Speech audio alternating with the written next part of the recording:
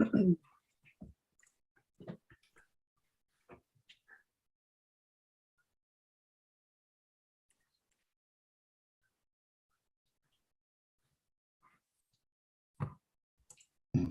and we'll call this special meeting of the Easton Reading Region 9 Joint Policy Committee to order at 8:04 a.m. on April 8th, 2022. Members in attendance, John Stinson and Chris Parkin.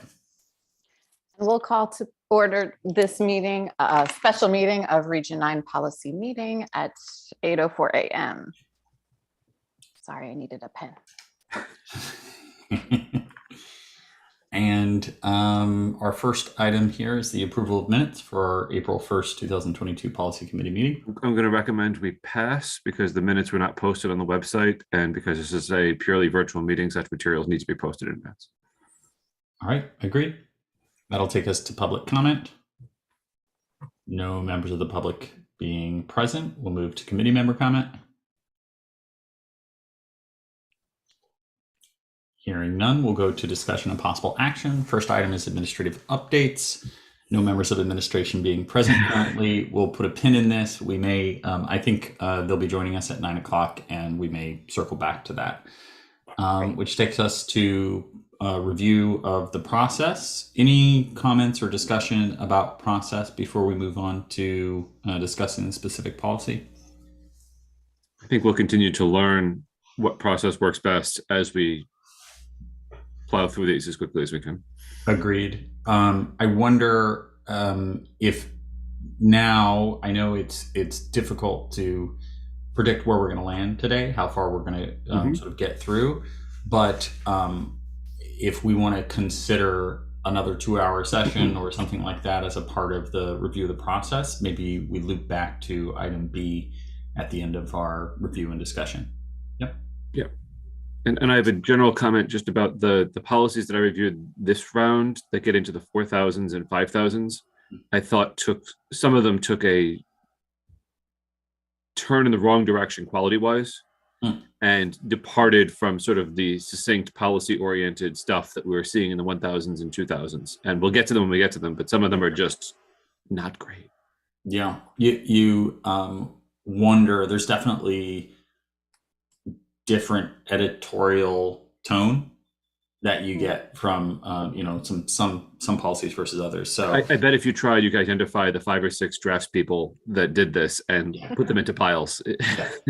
Yeah, and I'm only sensing really 2, maybe 3 different voices, but we'll see. All right, so let me share my screen. And can I just, does Sarah need to do this same process for our meeting? Since so it's similar we're to technically separate. So I think similar to when we meet with the Easton, Reading, and Region 9 boards, we will have anything that is a motion will stop and each board will make that motion separately, but the sort of pro forma, like, hey, we're stopping here for public comment, we're stopping here for committee member comment, we're sort of working through the agenda, that can be done, I think, by one person, and we can all sort of go together with that. And I am happy to, if Sarah wants to do that, in the future, like that does not bother me. I'm okay. And if anyone needs to slow things down, just holler, throw your hand up, whatever, if you need to interject. But if there's something I need to address, be sure I'll speak up. But for the sake of keeping things moving, I'm all good. When we're in alignment, I think we're fine. But Okay, I just want to check from a procedural standpoint that we're on point. Yeah. It's always been the practice that when 2 committees or 2 boards or 3 committees or 3 boards meet jointly, somebody is the chair of the meeting basically and drives the agenda just to keep things on track. And Okay, thank you. Yeah, it's just facilitating the process more than anything else. Okay, so here we go. So we left off on budget procedures and line item transfers. And just like last week, I don't remember, did we finish this one or were we in the middle of this one? I think we were in the middle. I think this was one that Dr. McKinnon suggested was not That's right. repealed, and that they held on to this one for further You're right. action. Yep. This falls into the finance bucket of needs to be reviewed totally separately. Right. Pass Yes. entirely. Yeah, I think that's correct. And as a matter of fact, I think the reason we highlighted that one was not because that's where we were stopping. I think that is our highlight to indicate this one needs more than just a quick look at revision. Yep. Yeah. Okay. So I'm coming down to, Because we went further than that, because we did That's code of correct. medicinal conduct or code of child nutrition program. That's right. And we did gifts, grants, and bequests as well. That's right. I believe. That's right. Okay. So we'll go here to fiscal compliance.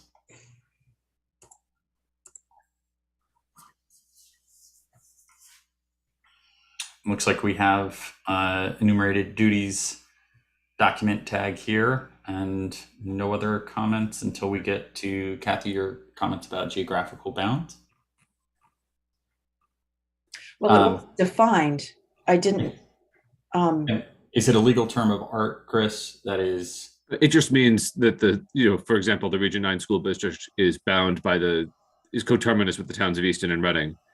The Reading school district is coterminous with the bounds of Reading. yeah.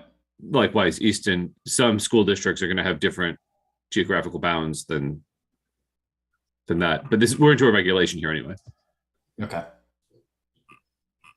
Does that make sense, Kathy? Well, it did within the context of our schools, but in the context of a private school, I wasn't sure what that meant. So, for example, if somebody in theory could their child could be sent to a boarding school in California.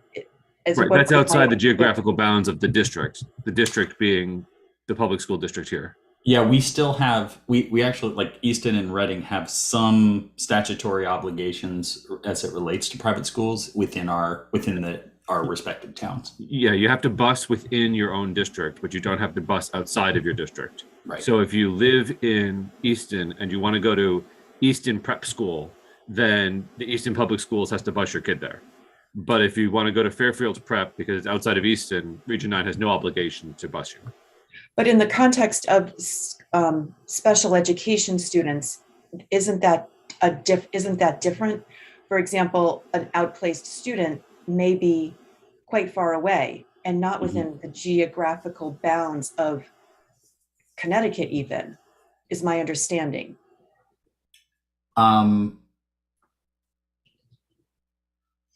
So I think there's two different ways to think about this. There's the obligation that we have as it relates to a student who lives within the borders of the town. And then there's the obligation we have as it relates to educational institutions within the bounds of the town. And this is even more specific than that, John. This is about unilateral placements by families with children with special needs to a private school, theoretically over the objection of the district here, because it's a parentally placed private school special education student, and how much the district is responsible for reimbursing the transportation costs of that unilateral placement. And here it's saying you're only entitled to getting the proportional share of the IDEA grant. It's limiting the amount of exposure the district has for unilateral placement special ed transportation, which is different than a PPT agreed upon transportation that's in an IEP. So this is a really specific way of saying, here's how we're limiting our obligations for transportation when you unilaterally place your child. Okay, so this is, can you just scroll up to the top, John, again? Yeah. And it all in regs, right? So this is also, this isn't specific to transportation, though, is it? The sentence that you're, this section. No, it's not. So I guess for example, it came up at our Region 9 budget discussions. There is a tuition for a student that's over $400,000. So, and there's it's very clearly there's confidentiality, so we have no Mhm. information about any of that.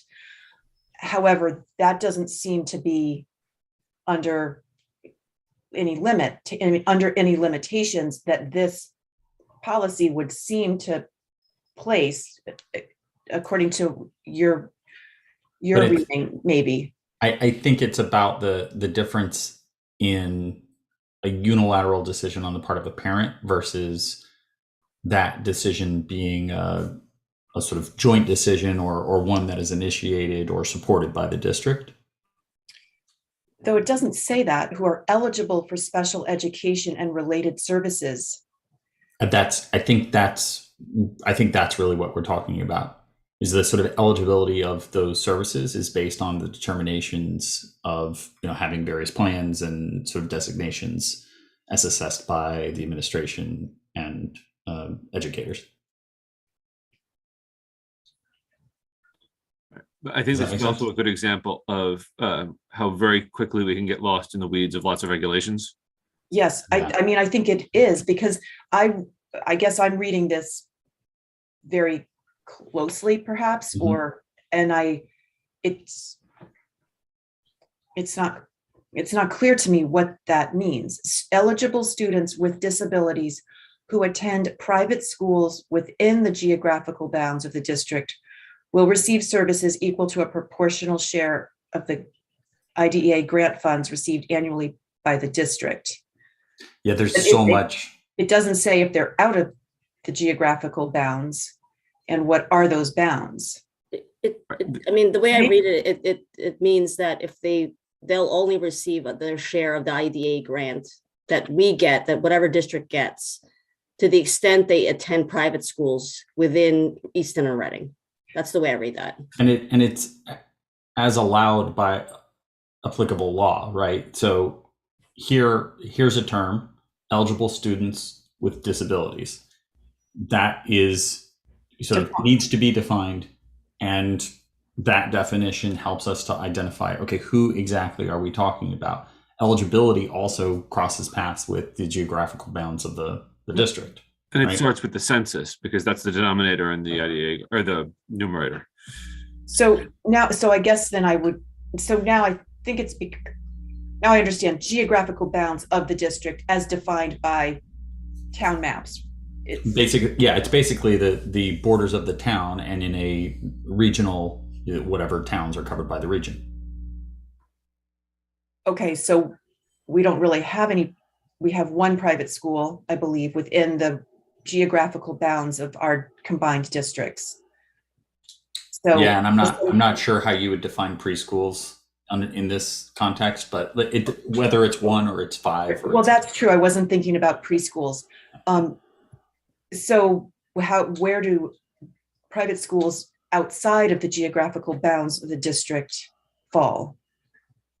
I don't know. It's probably in either other policy or doesn't need to be covered because the statutes don't specifically call that out. And I think Okay. it just comes back to our conversation that I think we'll have with Gwen. Right. And maybe this is one of those that we need to flag. Right. I'm not trying to get in the weeds. It's a topic that comes up at every Yeah. budget meeting and beyond. And Yeah. it's a lot of money. It ends up being a lot of money for both Right. towns and all three districts. Right. And I think this is not, and maybe there's something further down that we haven't gotten to yet that covers out of just like outside the geographical bounds of our districts. Yeah. So, well, and Kathy, what I think is really interesting about flagging this and sort of you diving in on this is looking at the ROI, right? The return on our investment of energy. We have spent much more time than this on some other questions that have almost no sort of financial impact and controversy impact and all that. This has massive impact. But to be clear, this policy has very limited impact because this policy is just how you spend your IDEA grant, which is, probably $500,000 between the three districts every year. This is the regulations for how one allocates IDEA money. And IDEA money is used to offset certain special education salaries every year. And this is saying that if you place your child in a school within the district that is not that, a pro rata portion of the IDEA grant follows that child to the private school. Yeah. It has nothing to do with the overall cost of special education. Okay. Right, Gotcha. but the this being the larger topic to flag, that is, let's make sure that we are crisp and that we have a sort of very well sort of socialized understanding of these types of regulations. The who is impacted, the sort of what institutions are impacted, the where are those costs coming from. So whether it's here and the $500,000 that might be coming from IDEA amongst our 3 districts, or other, sort of other sources that have significant impact. Like I like the idea of us evaluating some of these policies through a lens of ROI. And I like the idea of us having this conversation with Shipman and Goodman present, actually, because the more that they can explain it, and it's on video and it's on record, and we have the clarification for the town, it's clarifying for everyone who could possibly be concerned outside of us in this Right. conversation right now, right? Right. We can point back to it, and I think that that's helpful for the future. And they may have a very simple answer that's Right. very, it's very clear. And not for nothing, we've had our special education administration explain this stuff on a seemingly annual basis to our boards. The Mhm. fact that members of the community, members of our board, choose to not take that at face value is its own indictment. I hear Yeah. you, but there's also a ton of people who just moved here from out Yeah. of town over the last 2 years. So I'm thinking of that as well. There's people who come and all of a sudden they're engaged for Yeah. new reasons, whatever they may be. So it's just a clarifying point for It's an ongoing educational need for us to just it's like every year we have to teach people how the budget works, and I think especially if we can get better at that every year, then fine. So these remaining comments were written much, you can see, Right. many moons ago, So many days ago. okay to It was a clear. big St. Patrick's Day evening for Kathy. Yes, it was, so take them for what they're worth. Okay. Where are we good to clear these based on Yes. our? Yep. Yep. Good. And I think we're agreeing to flag this one for conversation. Well, are we, or just, that's just a regulation. The policy itself was clean.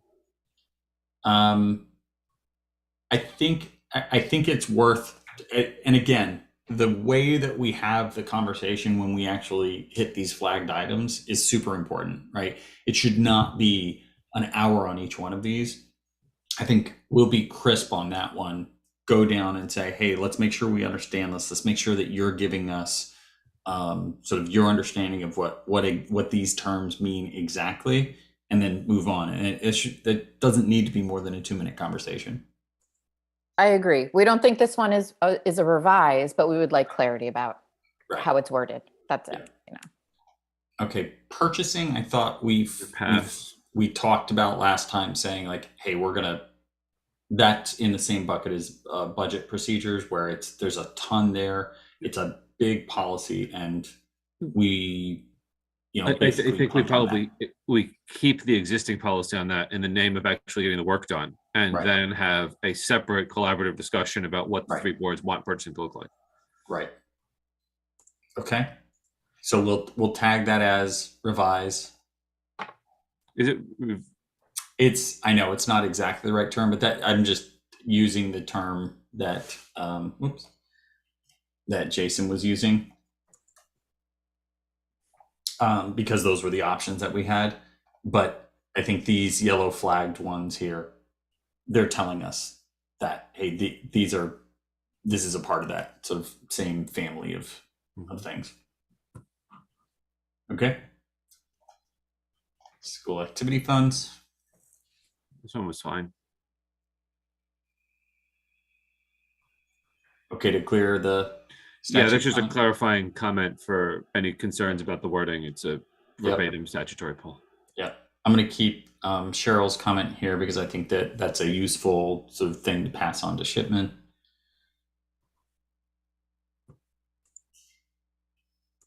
just didn't know as far as town accounts, what that means for Barlow specifically. Right out of the statute, it's the towns of Easton and Reading. Okay. And that school activity funds, even at Barlow, are considered town accounts and are audited by the town auditors. Yeah, I could verify Fair. that. They're Okay. part of, so that like the all the student activity funds, like, lacrosse and cheer or whatever, play, they're all owned by the district, which then would be both towns. And they do get audited as part of their financials. And are they audited by both towns? They're audited by the auditor who was hired by both towns, who was hired by the district, who was in turn both towns. I see. Okay. And they're not separate funds. These school activity funds are not separate funds per se. They're not like the different funds of there's like general fund, and they're just commingled as part of the normal operations of the school. Right. The statute requires it that way. And the statute applies to all local and regional boards. Okay. Kathy, okay to clear? Yes, this thank question you. up? Yep. Okay.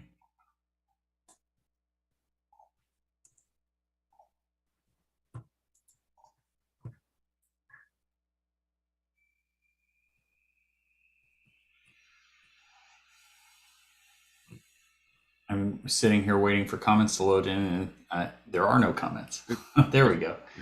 So we've got enumerated duties, and that's it.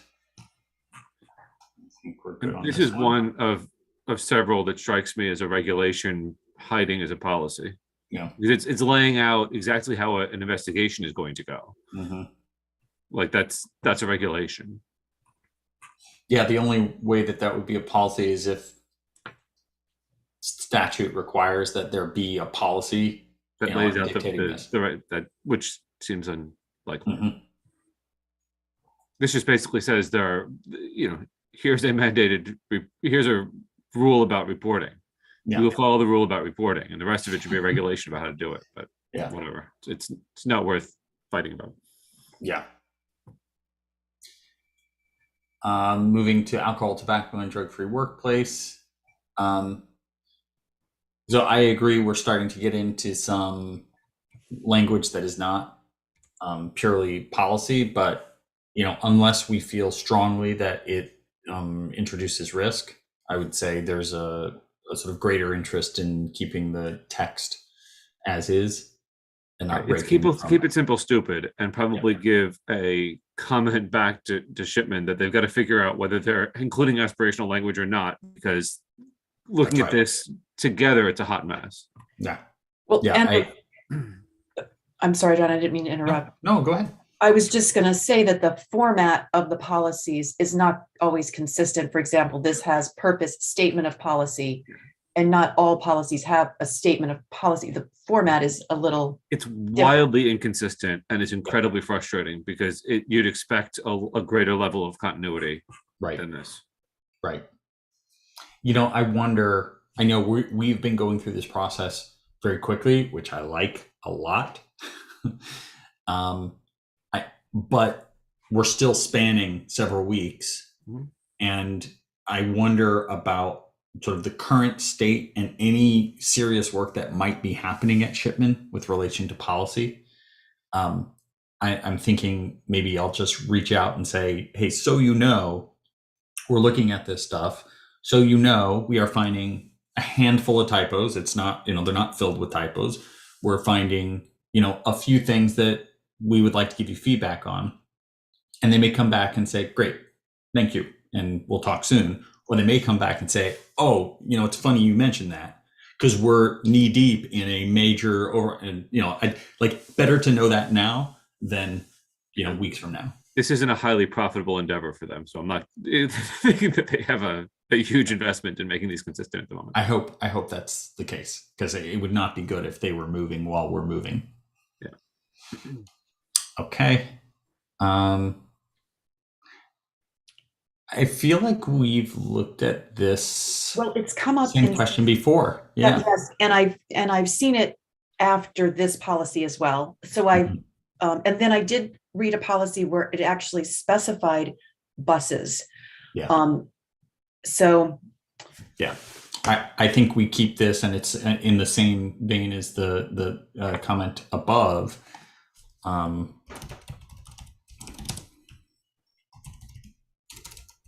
That we want to, sort of evaluate the sort of consistency with which they're listing out these sort of places and properties and things like that.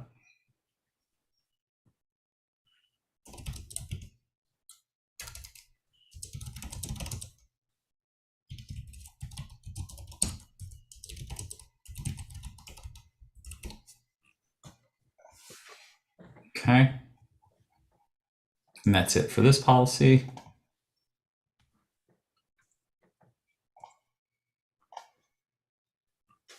Athletic coaches, evaluation and termination. Agreed, Cheryl, and I'll leave that in here. This will be, things like this, we're just going to forward.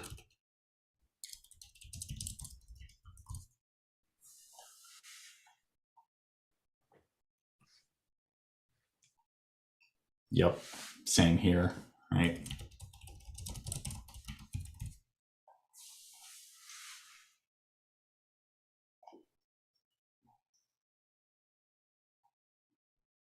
Okay.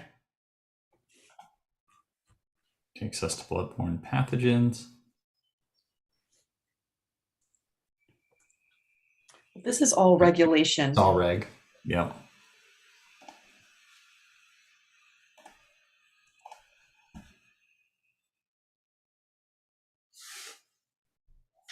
Child abuse or neglect reporting.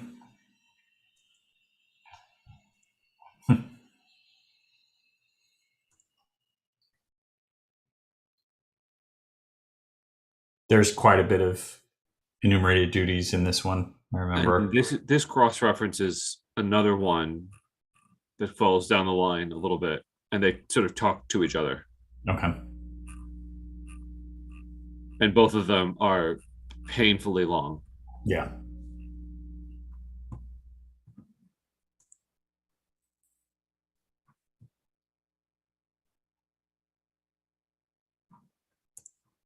I mean, I assume that this is just,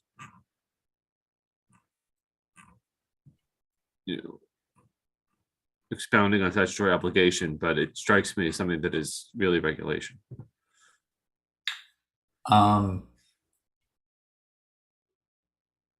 Kathy, can you speak to this comment? Are you asking whether or not this is self-referential? Is this referring to itself and using the wrong name? Well, it's, as outlined in board policy number to be filled in ultimately. And this is the name, and I'm just like, it's a note. That's the name of the other policy that in that policy also cross-references this policy, but calls it a different name too. Yeah. And so there's a lack of consistency in what these policies are called in the cross-references, which gave me pause last night looking through the spreadsheet, trying to figure out which one they were talking about. So that's, to that point, we just need to make sure it all lines up correctly, because it needs to refer to the names just need to be aligned correctly. And this implies that we're numbering policies, and so that's a task at some point too, because none of these are numbered. Right.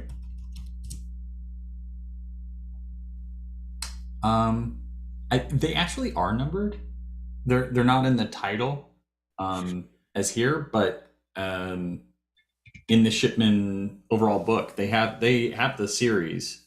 I know earlier we talked about, like, they don't have 3,000, 4,000, but they do. The series, but not the policy number, right? Oh, like the specific. Right. So they're all policy 4,000 doesn't work.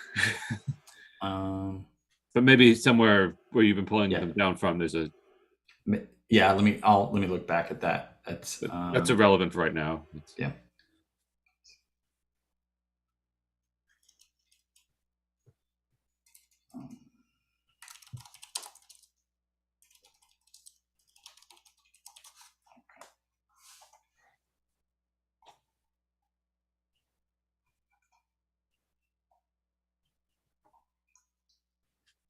And I think we would treat appendix and regulations similarly, and essentially our publication of the policies, I think it's going to be up to the administration sort of whether they're publishing the appendix or they're publishing the regulations along with them.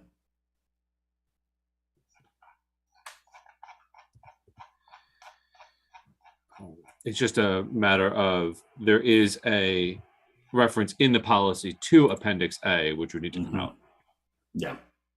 And where policy references regulation, we have the same issue. Right. But this is not, I would just be concerned that if we dumped the appendix without taking out that cross-reference, there's no obligation here for the administration to adopt an appendix, like there is an obligation to adopt a regulation in most of these policies.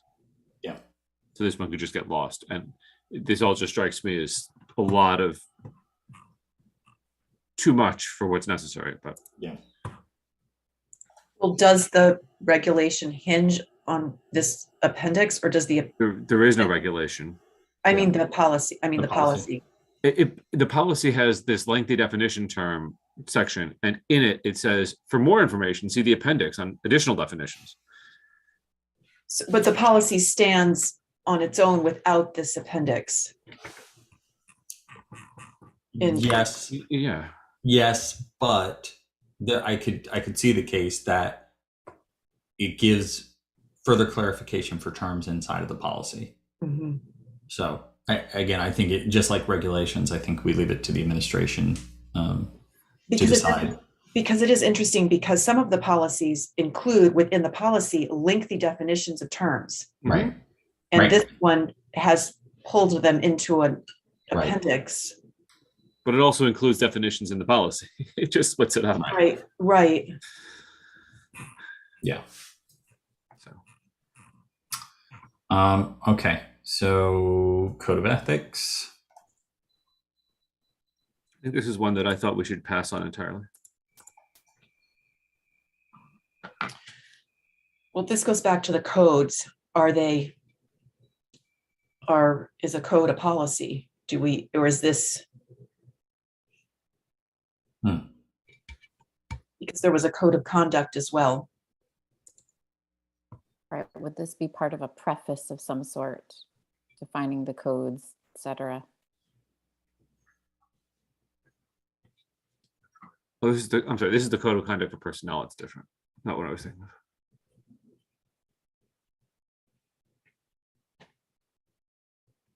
What is the what is the meaning of, or the significance of, a code of professional responsibility for teachers from the state? It's in state law, but does it have legal impact in terms of requiring them to do X, Y, or Z? I mean, there's a State Department of Education regulation, it looks like.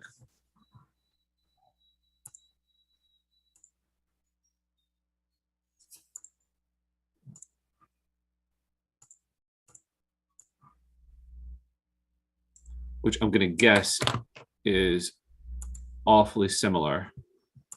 But I can see if I can quickly find it. Connecticut Administrative Code. Well, while you're looking, Chris, it is interesting that right above Chris had highlighted optional in brackets, but right above that it says, this policy is not intended to prevent school personnel. They call it a policy within the code. Yeah. So what does that mean? Is the policy a code?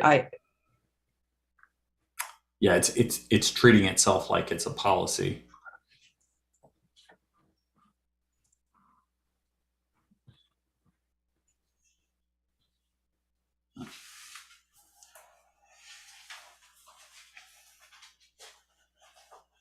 Is this another forward?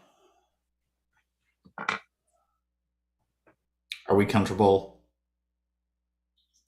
sort of getting some clarification on this? And I think when we come to the conversation with Shipman, there may be 10 of these where we say, here amongst these 10 items where it's not clear if they're actually policy, they're clearly stated as regulation, or they're something like this that's a code of ethics. So how should we treat this collection of items? And then that will clear all of those items that we've tagged. So are we comfortable tagging this, understanding? I think we all have to remember like these check boxes where we're flagging for the conversation with Shipman does not constitute hours of conversation on each one. Ideally, this is a tight conversation. So Right. the code of professional conduct is in the state regulations that were adopted in good old 1993.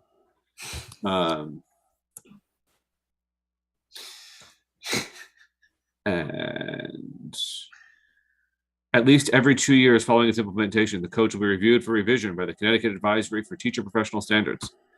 All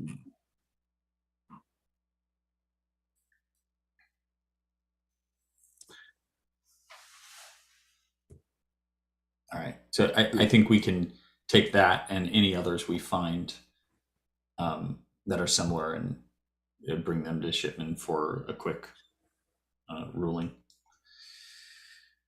Okay. Concussion training for athletic coaches.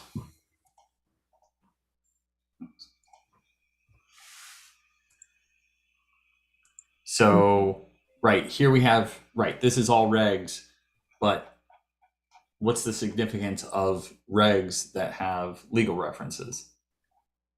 I can't remember where I saw them. Oh, here.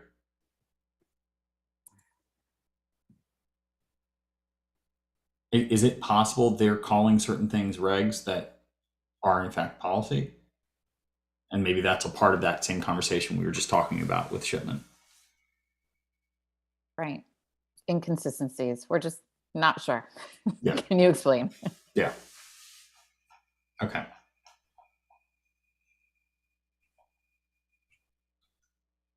I am going to put a little note here.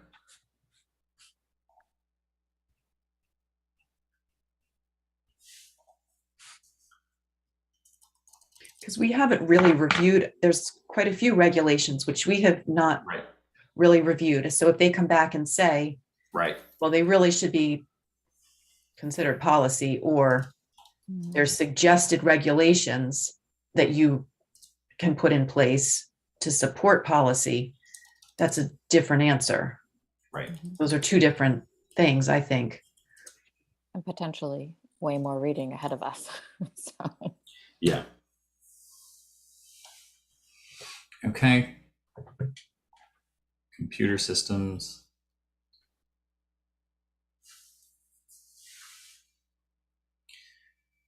I'm glad that we have this language telling us that electronic devices, internet, and email are effective and important technology resources.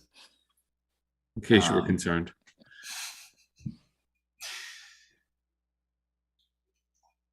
I think this one's one thing that dawns on me looking at this again now is the extent to which there is an expectation of privacy in a personal device joining a school network. And I think it should be clear that there is no such expectation, because we will be monitoring traffic across those networks. Sure.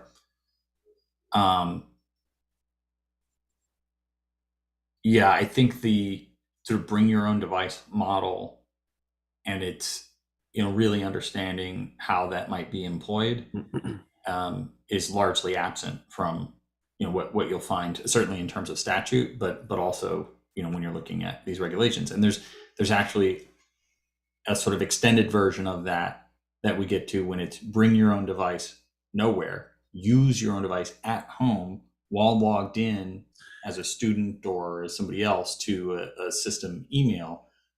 That gets much dicier. Right. I'm at home using my network, but I logged into ER9 credentials, and now the network administrator knows everything that I'm doing. Is Right. its own enormous red flag for people who aren't aware of that reality. Right. And the reality that you could simply have a Chrome browser open that happens that coincidentally to have your work email sort of logged into Chrome. Yeah. You're not using it for anything related to work, and yet the network administrator is tracking that. For more, see Joint Policy Committee meeting of March 2021 when we spent an hour on this. I think it was more like 3 committee meetings Right. where we talked about that stuff. So, yeah. but it's an omission in this policy that I don't know whether we want to flag it for Shipman to add additional language, because it says, the board may provide electronic devices that can access. Right. The board may also provide access to a network for Right. other devices, and the same limited expectation of privacy would apply.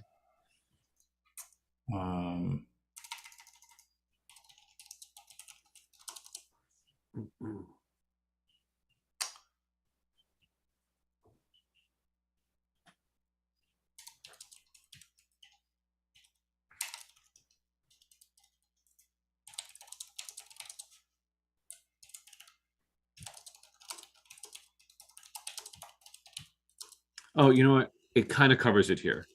The board's computers, computer networks, Yep. electronic devices, etc., internet access shall collectively be known as the computer systems. Yeah. And then when it talks about monitoring of the computer systems, it covers transmission across the internet. So I think it's fine. It's just buried a little bit. So if everything's cellular, is that Right. different? Well, that's another really interesting dynamic that we haven't talked about is, okay, you're using your own device on your own network, mobile network, at school. Are you logged in under your ER9 account or not? Because if you're logged into the ER9 account, I have control. If you're not, you're not. Right.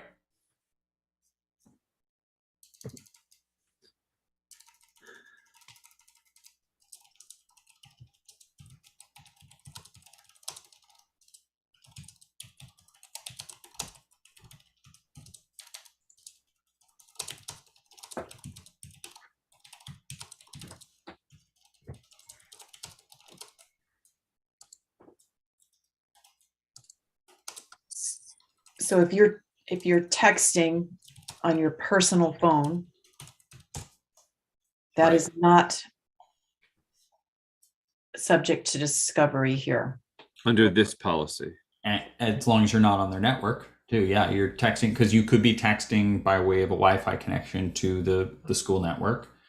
However, in previous policy, I don't know how many, again, maybe under social networks, there are, well, I think Connecticut law says you can't demand that somebody give you their login credentials as a part of the interview process and stuff like that. Mhm. You can do it as a part of an investigation. So even if you're on your private device, on your private network, even at home, if there's an investigation, we need to look at your Facebook page or whatever. We have If that I'm right. bullying John by text message while we're in science class on my cellular network, there are certain rights and obligations that the district has in this. Right. But that's not covered by this, which is really targeted at employees and Right. their expectation of privacy is. Right.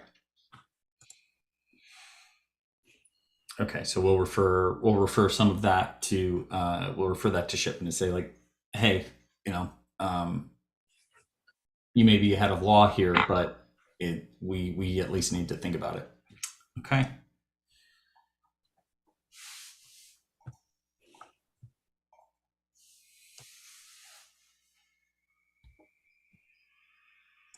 I would include the option that Kathy highlighted because we live in a border region with New York State. And Everyone so we- agree with that?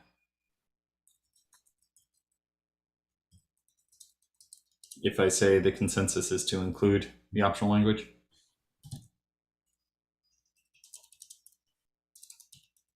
Yeah, I think it makes I sense. would, yeah. You don't know how to spell language. What's it like to be smarter than Google, John? Let me just Oh, change. it's awesome. Let me just change the Wikipedia page that for language.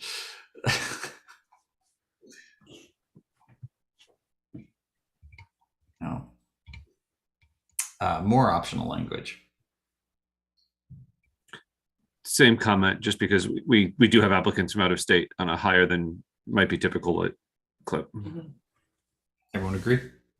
I agree, because you're What's the downside? Yeah, your behavior is your behavior, regardless of what state you live in. And if it's not appropriate, I think we need to know. Oh, I found a district that's not going to check what I did in New York is not an advertisement we want to put out there. Yeah. Right. Right.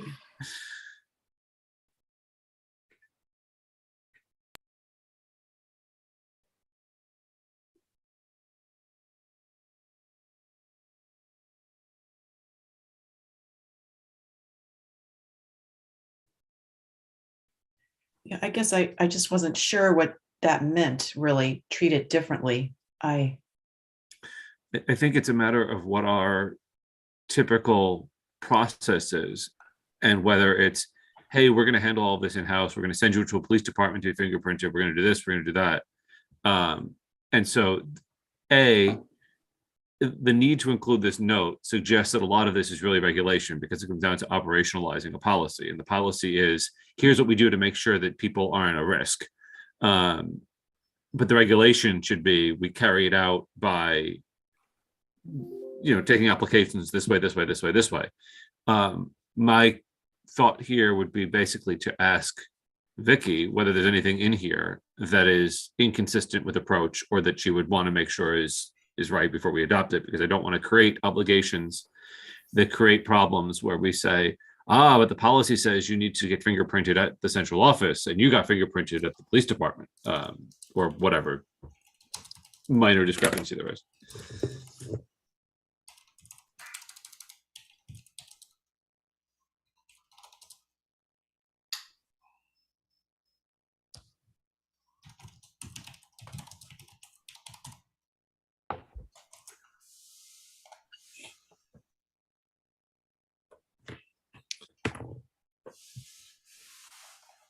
Good.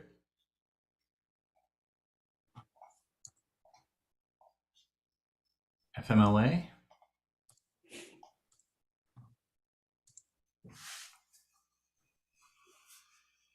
Right. And we'll keep this one to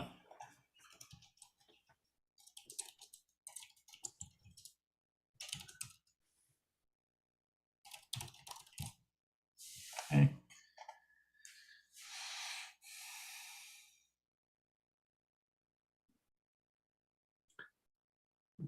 To Cheryl's point, this is pure FMLA eligibility rules, and I think you can always collectively bargain for a better benefit than this, but this is the baseline that would apply to anybody absent a specific agreement that is stronger.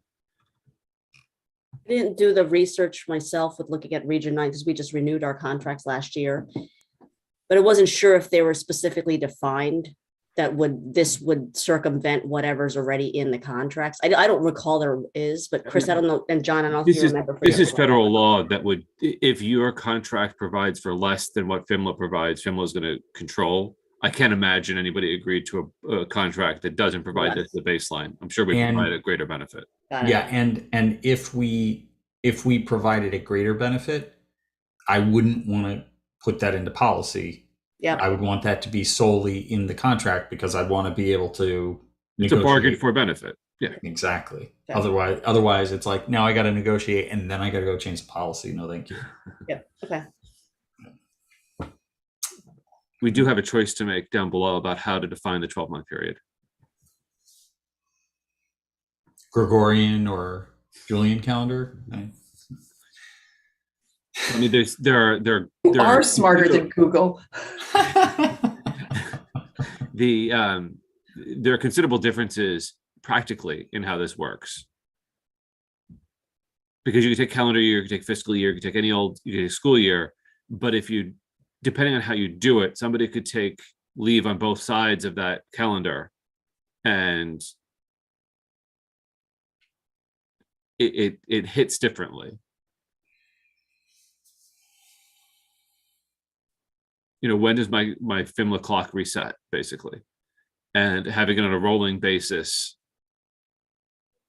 is sort of like having a bank that resets, but not all at once. Would we be comfortable referring this to Shipman in the conversation so that they can help us to understand the significance of making each one of these just kind of laid out for us, and then we make the decision at that point? Yeah, that's fine. Everyone else okay with that? I am. So if I'm understanding this, the employer needs to choose one of these four options, one of these four methods. And then once that's chosen, that's in place for everybody. It's not, you can choose it on a like per request basis. If you change the calculation method that you've chosen, you have to give 60 days notice, and you cannot change anything in place. Everybody's grandfathered who was already under family leave. Is that? I mean, it's not grandfathered in the sense that every employee who had it under a different way has it that way forever. But if they're currently in the midst of a leave, they Correct. would. Subject to a different way of calculating, that would continue for them. But once that leave is over, it's subject to the new calendar. Okay. So we would pick one of these four to put in place for a period of time. Right. It's like picking a fiscal year, basically. Would Vicky know what we currently, I mean, presumably we have to use something right now. Right. I'm sure there's something right now. I don't know what the something is at the moment.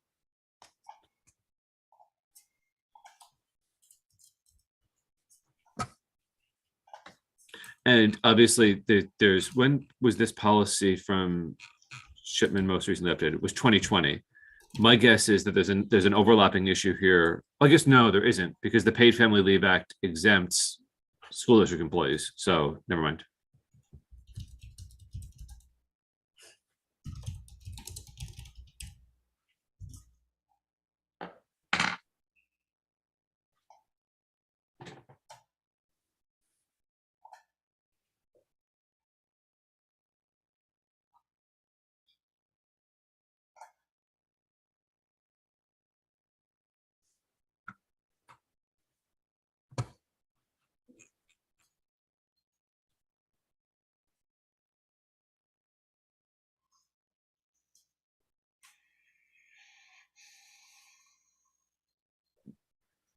This is a topic that I don't recall ever having come up in the 5 years I've been involved with this, but you know, a school district is a pretty robust operation with lots of light duty potential.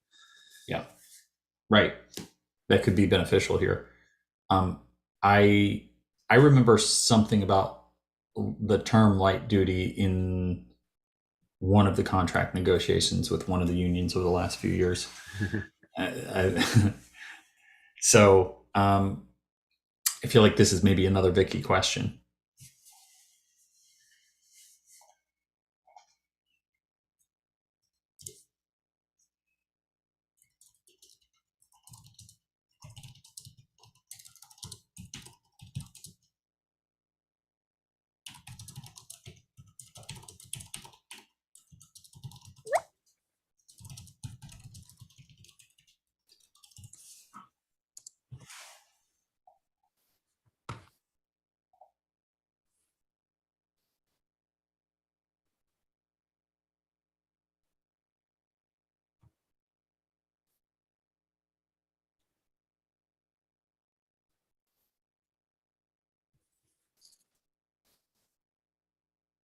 What does your comment mean here, Chris? So there's a family or medical leave of absence, right?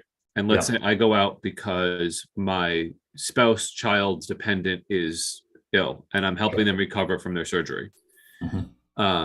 Unless the employee does not return because of a serious health condition or serious circumstances beyond the control. I see. Whose serious health condition is this implicating? Yeah, is the sort of unless the employee not returning only a function of their own serious, or is this unless if I don't apply to a spouse? If I don't come back because my spouse has a serious health condition, do I have to repay the benefit, or is it only if it's because I have a serious health condition that prevents me returning? Yeah, great. I think this one for Shipman. And whatever the answer is, it should be clear in there. Yeah. Yeah, here.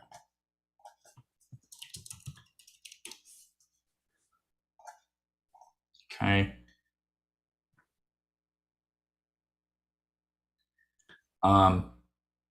This could get tricky.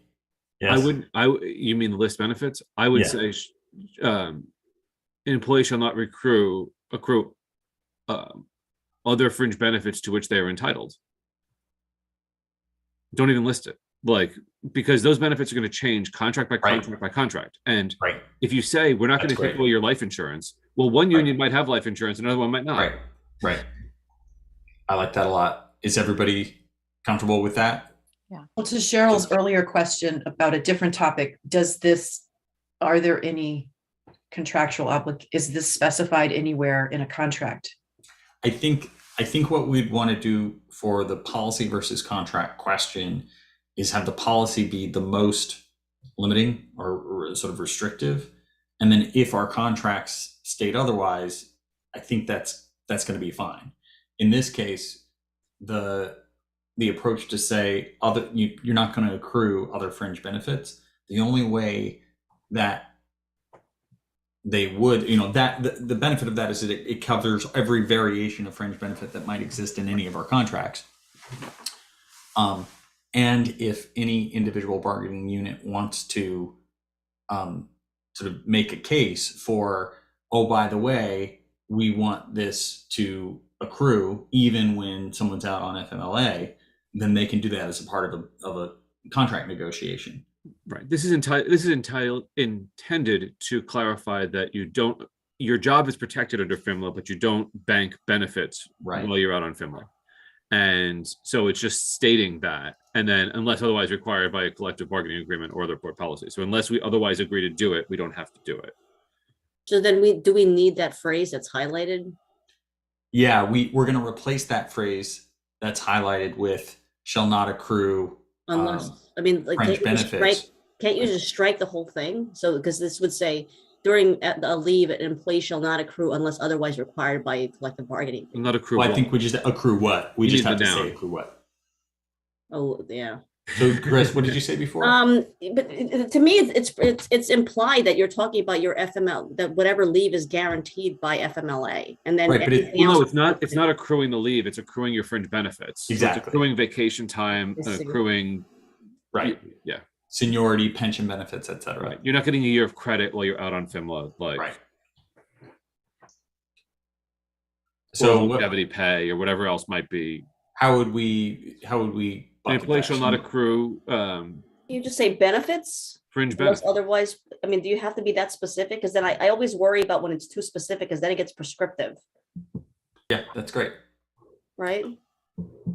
Shall not accrue any benefits not set forth herein, unless otherwise, and there are none set forth herein. I think we can just say fringe benefits. Yeah, not accrue fringe benefits unless otherwise blah blah blah. Yeah. Yep.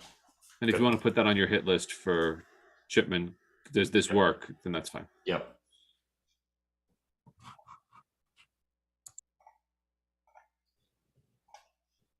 Okay. And that's it for FMLA. Hiring of certified staff. This is where it gets fun. This is where it gets fun.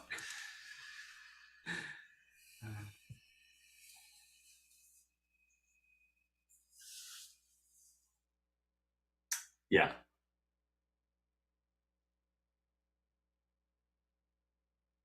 We have 21 different opinions about what this policy is, should be, or might be.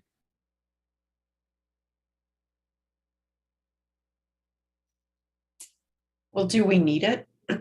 Yeah, because otherwise we'll have 21 fights about whose authority it is to do what when it comes to hiring. Mm-hmm. Just to put a fine point on it, under current policy, who makes a hiring decision for the assistant superintendent?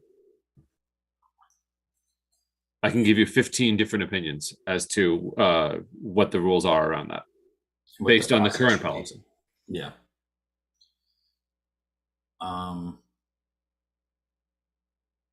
Well, in the note that, the last sentence of the note, it says, while individual boards may wish to strike this balance differently, it's important for a board to make very clear through board policy who has what authority with regard to the hiring of teachers and administrators. Yeah.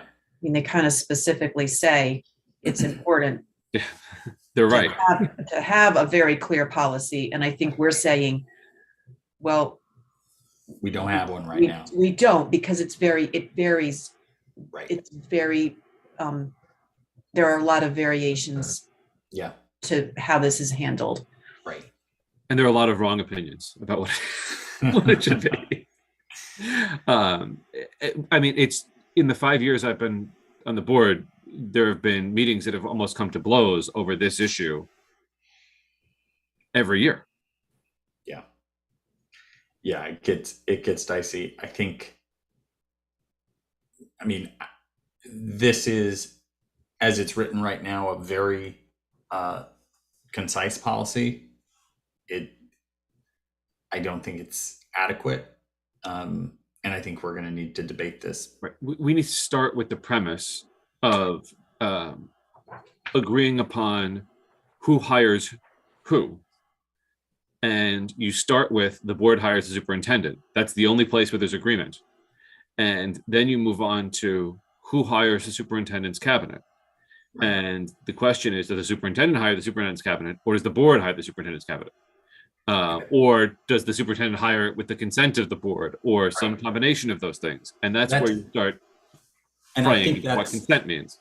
I think that's where we start to, find some common ground amongst opposing views, where it's more of a, president nominates, Senate confirms situation, or something less. Right.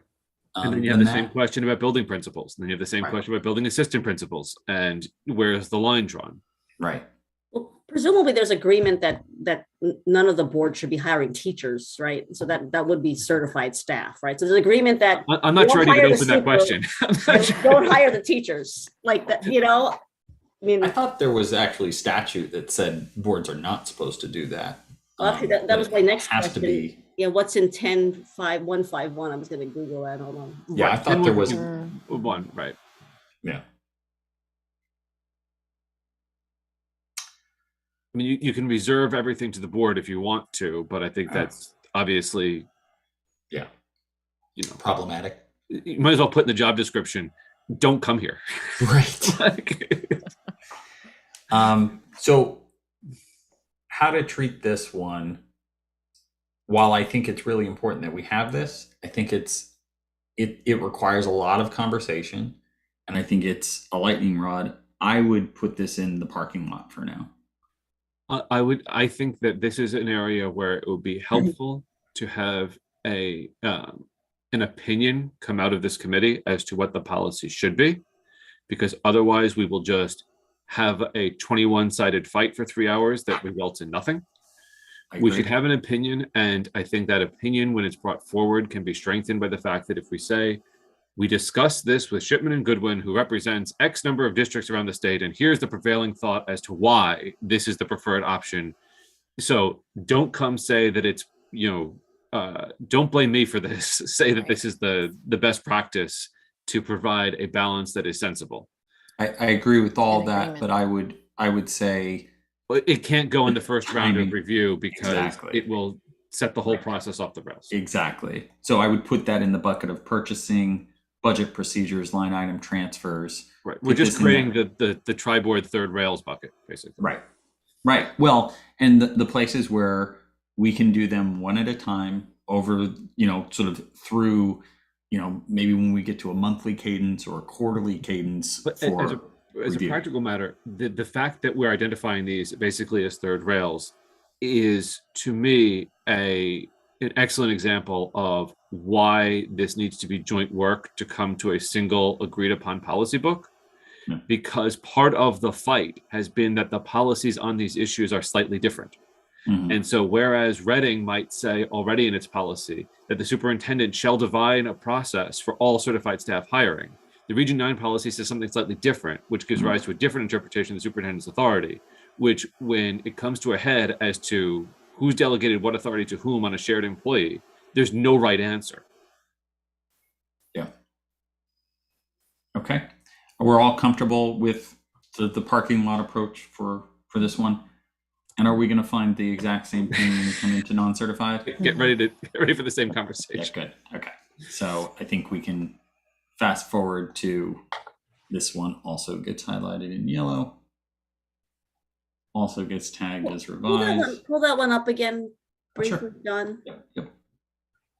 Because what's the definition as written right now? And I have a problem with most qualified also. Yeah. It should be a qualified statement. And because I flagged most qualified in the other policy, I think somewhere most qualified. did. I had an issue. You did. Yeah. It's not most qualified, and it's also about budget. It's also about availability. Qualifications can mean a lot of different things. Right. Shall endeavor to appoint the most qualified. I'm going to challenge this parking lot decision for a second. Please. Why would this be controversial? Like, what type of positions would be facilities? Is that what we're talking about here? Just to make this Non-certified staff includes the ops. But it doesn't, because under the definition of certified staff in the policy we just put in the parking lot, it says anybody who needs to hold a certificate. And Oh, a business so director needs 085. 085. Okay. And we have conventionally distinguished Right. in our policies certified versus non-certified staff to mean teaching certificate, Right. not That's right. certificate from the State Department. And so if you change that to include 085, you've kind of helped because you've created a single measure for central office administration. Right. But although for director of HR, for instance, right, that still would fall into this policy that's uncertified. Right. So central, the controversy here is central office. I mean, to a lesser degree, building administrators, but those Right. are more, those are limited to a single board's internal conflicts. Right. Yeah, that's between y'all. Okay. But ideally, it's not, because ideally we all are on the same page as to how these things work, so that Right. the superintendent isn't spinning his head from one idea of what's right to another. Right. So a certificate issued, there's a teaching certificate. Are there other certificates? A business official certificate is an 085, and Okay. But and there may be some certification for people who play the role of HR, but and even with 085, it's a function of how you carve up the duties, right? I think there's a library of 11 duties. If you're doing 6 of them, you need the 085. If you're doing 5, you don't. like right now, our director of finance and operations is an 085 position the way it's defined. Right. Our business manager position is not, because of the way that it's defined, even though they're both business official positions. Right. And one requires a certificate, the other does not. Right. But if you have, let's say that you're doing 6 of those 11 things, and you say, oh, well, one of those is, a sort of business management function, or is a technology oversight function, or is any one of those items, you take that one item and move it to a different person, and suddenly you don't need an 085, and suddenly it's under this policy versus the other policy. So, okay. Hi, everyone. Dr. McKeon. Hi. We were talking about parking lot for these items. Okay. It's consistent with the sort of purchasing and the budget transfer process that you described, sort of using a parking lot for those items in previous discussions. Okay. Just curious, Dr. McKinsey, sorry to put you on the spot when you just joined, the definition of certified versus non-certified staff, right? So the way, from a practical perspective, we would view that as any certification, whether it's teaching or otherwise. We were just referring to certification that would be required by a business manager, for example. So is it that binary, right? That any individual that would have a license for whatever is required under state law versus not? Is that the way we should kind of separate the two? Well, were you referring specifically Yeah. to the policy you just had on the screen? Yes. Yeah, the certified, and historically, we have always talked about the difference of certified versus non-certified as specifically teaching certification. We hadn't considered 085 as a part of that bucket, and there may be other certifications. This policy specifically does consider 085, and we actually, I mean, at least I, and I think Chris just indicated, find that to be very useful, that it's not just teaching certification as considered. Provided that's what they mean by the policy, because it's possible that they just were not specifically artful because they cite 10-151, which is a teacher certificate statute. Right. But then they also specifically call out finance and ops. No, I specifically call it finance. Oh, I thought that was in there. Sorry, you're right. Let me bring it up. Yeah, that reg, Yeah. that 151 appears to be teaching certification. Right. So then that becomes the question. Yep. Right. Whether when they said anybody with a certificate, whether they really meant teaching or administrative certificate. Okay, I've got it on my screen. So I Yeah. can-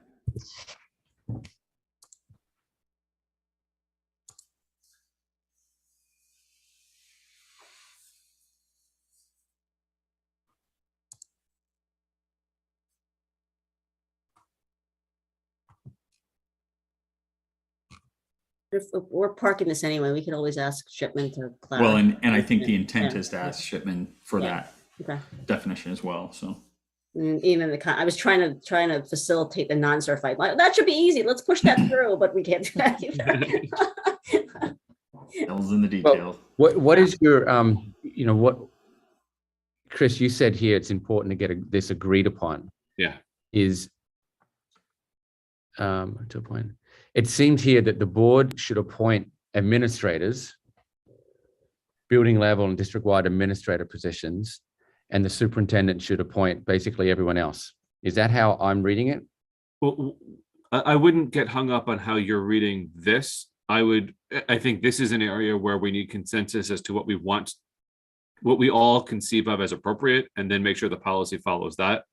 Because just adopting another off-the-shelf policy is going to lead to the same arguments we've had for years, which boil down to everything, the spectrum from the board only hires the superintendent picks everybody else, all the way over to the board picks everybody down to, draw the line, head teacher. Right. And everyone has opinions everywhere in between and gets all bent out of shape every time, particularly there's a central office opening and there's a question as to whose opinion counts. And the guidance here, the note that they provide, that Shipman provides, specifically says you have a lot of discretion. Under the statute, boards have a lot of discretion about how this will work and can choose a different model than what is articulated here. But it's really important, whatever you decide, that you write it down. And right now, we don't have that clearly stated. It's inconsistent. We've seen that. We've seen the impact of that, in very recent history. I understand. I think I don't have a problem with the policy. It's certainly something that I've used in different districts, and it's pretty standard. I think you're talking about, positions that aren't technically considered an administrator, for example. Well, and this is a way to settle an argument once and for all, not to win, lose, or draw, but to settle. Right. So that going forward, when there's an opening, everybody can look to a policy and say, okay, the director of fire truck maintenance has retired. Who is in charge of hiring the director of fire truck maintenance? And it's either the board does it or the superintendent does it. Yeah.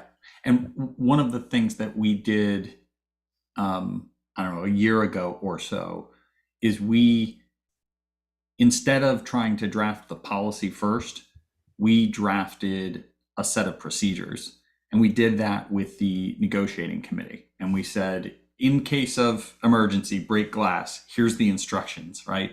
The agreed upon process is you're going to get together, you're going to bring the boards together, then you're going to do this, then you're going to do that, right? And that made a huge difference.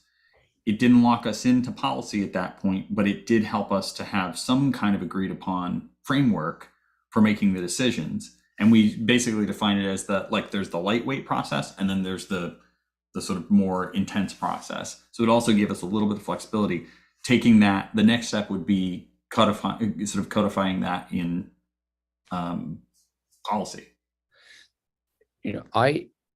We haven't hired an administrator in Easton since I've started. We've hired we hired one over in Reading, and we hired one in Region 9, and we're about to hire another one in Reading.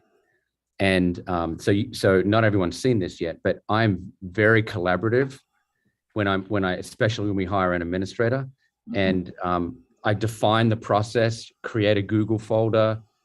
I put the process in the folder. This is what I'm going to do. These are the various steps, and I presented that to the board in Reading and said, we are going to look at 85 candidates. We're going to screen it down to X percentage. I want at least 2 board members on the committee. We're going to screen them down and bring them to a first round committee, a second round committee, and then the board has an opportunity. So I define that myself without going to a negotiating committee or the 3 boards. So I feel like if everyone kind of understood and saw how transparent and collaborative that is, you may not even have this worry. Right. I think we're solving for the future as much as the present. And while everybody might have great comfort in your capacity to carry out this process, the reality is that that's not always the makeup of the boards, and the makeup of the administration is not always going to be the same. Right. And so it's important to spell out.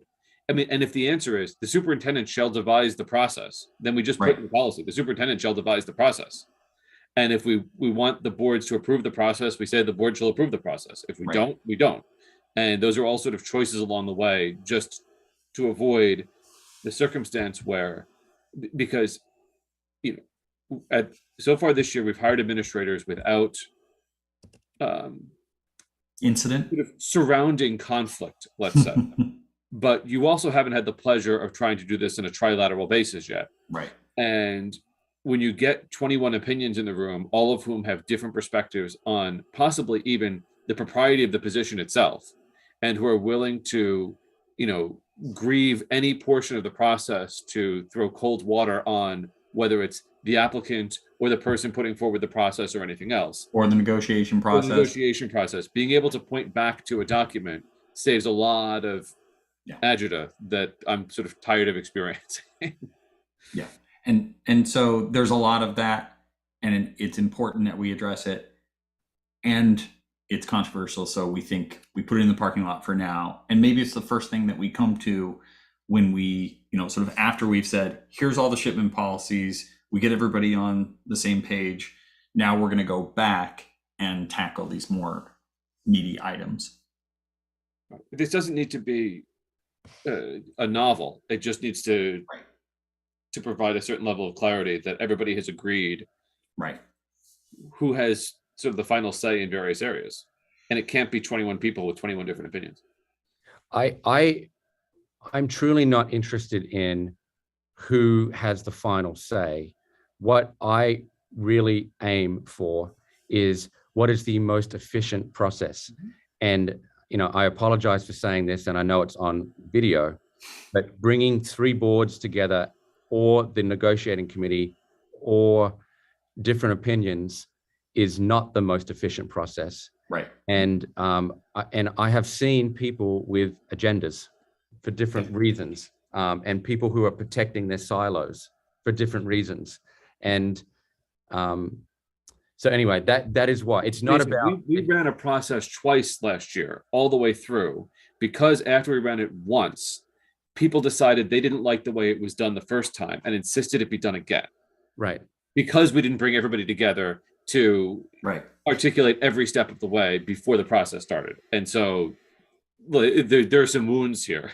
Yeah, but I think we actually do, and we should take you through, Dr. McKinnon, we should take you through the sort of the processes, the sort of light version and the sort of more intense version that we define for instance, hiring a superintendent. And we ran that playbook when we hired you, and I think it worked well. We didn't have that playbook in the past. And so that sort of 2 run through scenario that Chris is describing, in large part drove our feeling like we need to define that playbook. So we should take you through that playbook, make sure you understand it. And then, the degree to which we have conversations in the future that say, hey, here are changes that I would make, here's edits that I would make to the process. Great. But I think ultimately we do want to come to some agreement on the policy, and that policy can be flexible. We can say, we'll do one of these three processes as defined here.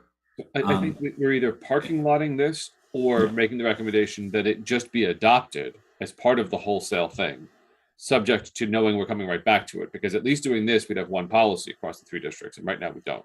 But anyone who's paying attention, if they agree to it, it's just as useless as if they don't, right? So the people who are going to want to spend time talking about this and not want to sort of sign up for something, I think this becomes a poison pill, and So there's not a let's lot of pass it value and in move having on. it. Let's move on to the next one and see how much more progress we can make. And before we do that, Jason, do you have any administrative updates this morning that we need to reserve time for? Only that I discussed Gwen being available for the Friday we get back from spring break. Unfortunately, she's not. And she has another colleague. Her name is, actually, I don't know. Their name is Dory. Okay. And that attorney is available for 9 o'clock On the 22nd. on the 22nd. And I didn't schedule that person for 8 because I thought you might needed the front hour of that another meeting to kind of go through and sort out what's in the parking lot, what questions do you have. And so they are scheduled for the 22nd at 9 p.m. But if you feel like you're not going to have enough progress by the 22nd, then I can push that meeting out. But I just want to let you know that's currently locked in. I think, based on our progress today, so I think we are going to need some time to just sort of collect the items that we flagged and characterize them, group them. I think there's going to be a number of items where we're going to say, hey, question about, this is regulation, this is a code of conduct, here's 5 things that are tagged that way. In general, what should our disposition be on this? Okay, that's 5 minutes. And then there are other items where we're going to need to dive in and we're going to ask for their advice about, hey, what are the implications of choosing option 1, 2, 3, or 4 here?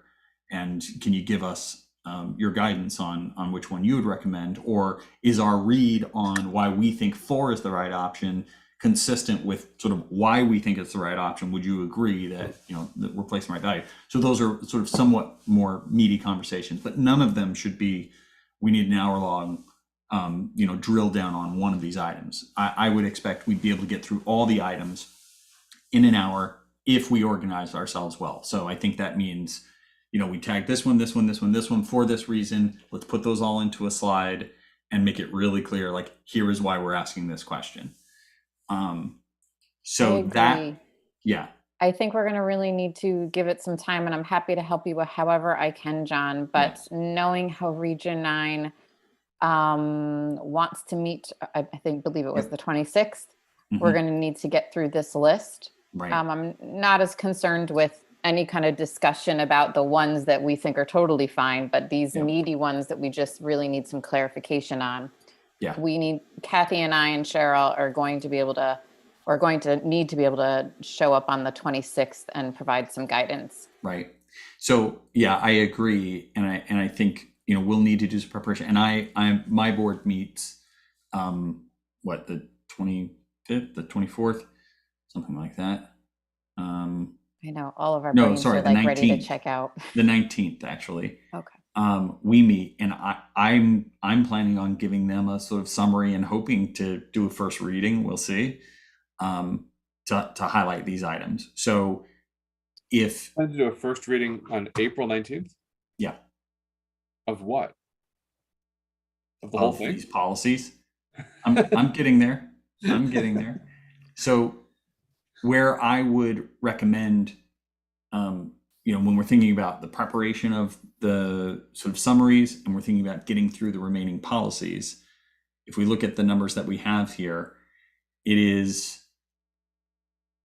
we should be here. We're not all that Kathy is. Kathy is there, but no one else has gone through the policies down to 4.8. I think today we are likely to get down here sudden cardiac arrest, where everyone has had the opportunity to review and has commented.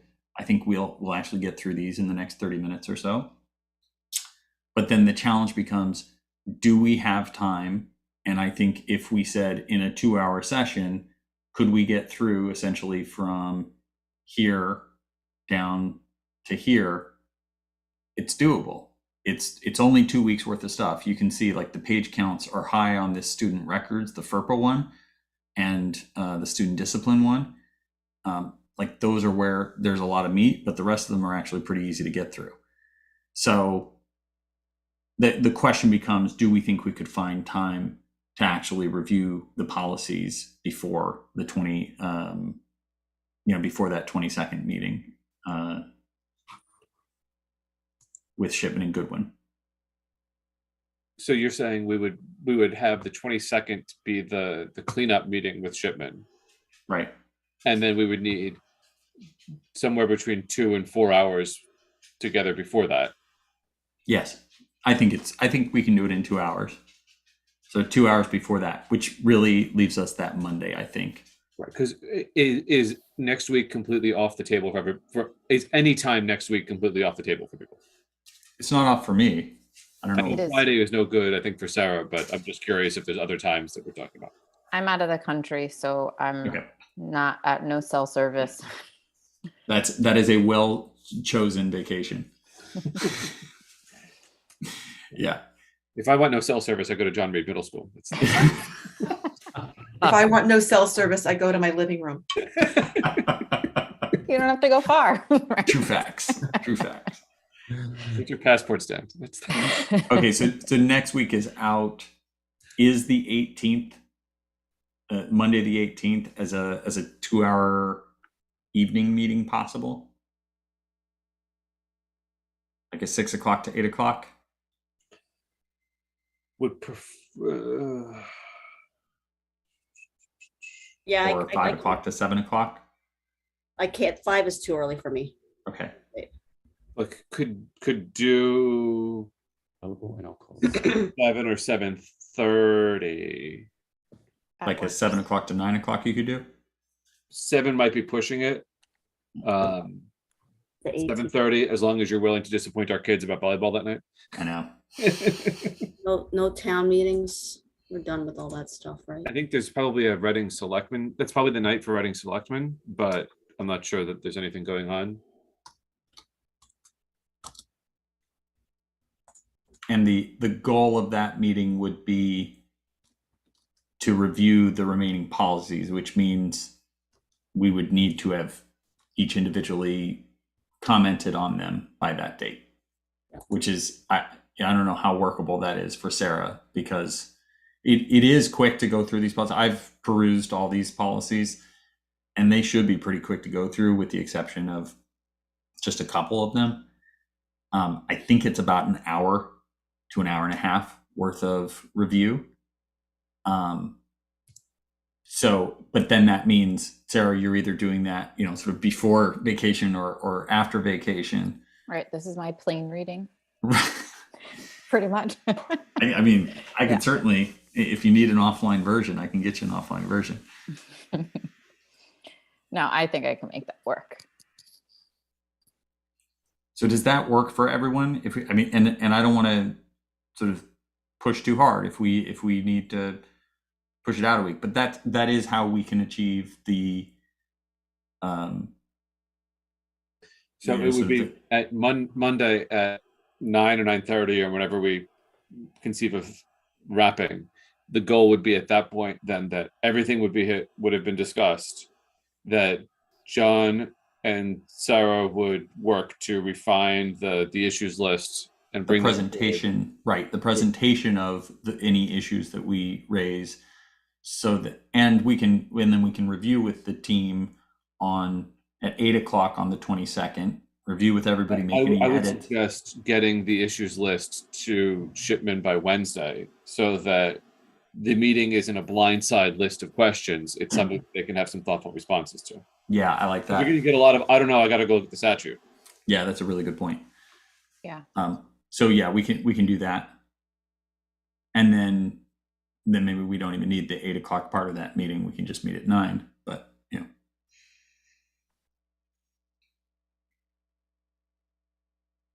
So then, okay, by April 20th, we're getting them our presentation or list for them to Right. review.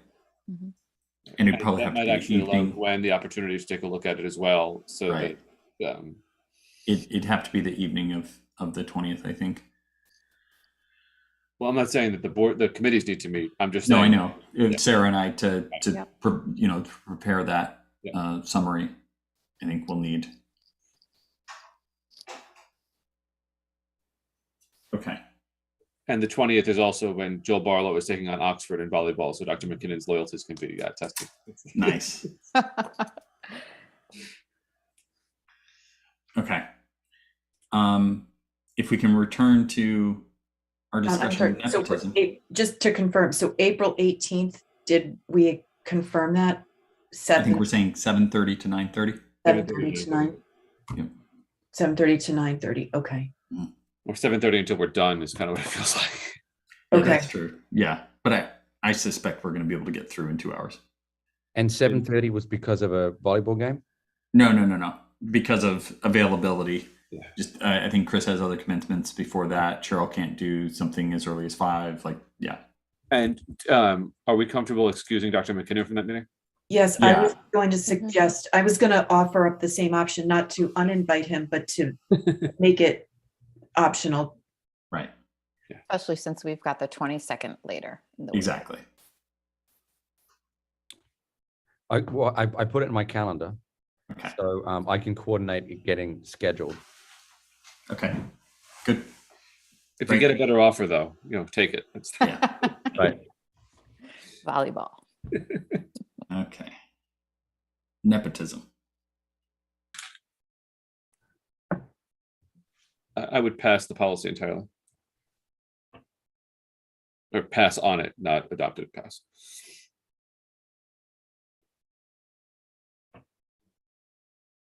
Does Easton have an ethics code? If you don't know, that's a problem. What does that mean? We have an ethics committee. Mhm. And they Town just of Reading has an revised. ethics ordinance and a code of ethics. I would bet we do based on the existence of the committee. I would believe so, although I know there were many updates made very recently, Okay. and I don't know what it stipulates. Yeah. I think this gets thorny when you get into setting potentially conflicting or overlapping expectations and who is in charge of disciplining these problems. Although I guess if this applies to personnel and not,